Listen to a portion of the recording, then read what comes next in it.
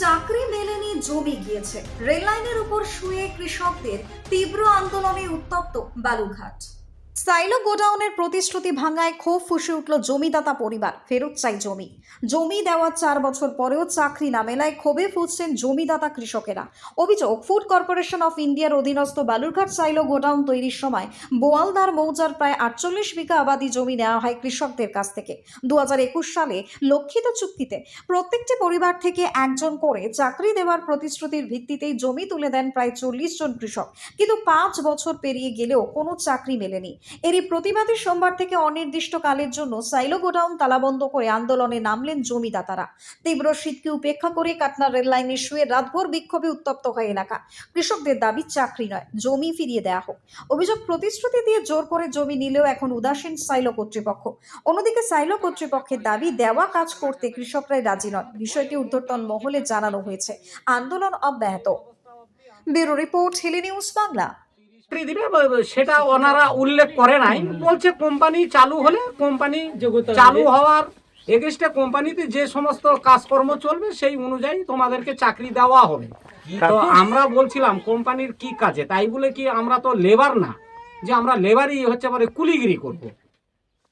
কিন্তু আমাকে যদি বলে এখন ট্রেন থেকে তুমি বস্তা টানো, সে আমরা জমি দিয়ে তো আমরা বস্তা টানার কাজ করতে পারি না। আমাদেরকে ডেকে নিয়ে আসে, আমরা ভালো ভালো কাজেও করতাম। সেই সমস্ত কাজ ছেড়ে দিয়ে আমরা আমাদের কোম্পানির লোক আমাদের ডেকে আনে, কোম্পানিতে লাগাই। আমরা 3 মাস 22 দিন ধরে কাজ করেছিলাম। এর আগে 3 মাস 22 দিনের কোনো স্যালারি দিত না। দুর্গাপূজা, কালী পূজা, নবান, ভাইফোঁটা সবই চলে যায়, কোনো স্যালারি পাই নাই আমরা।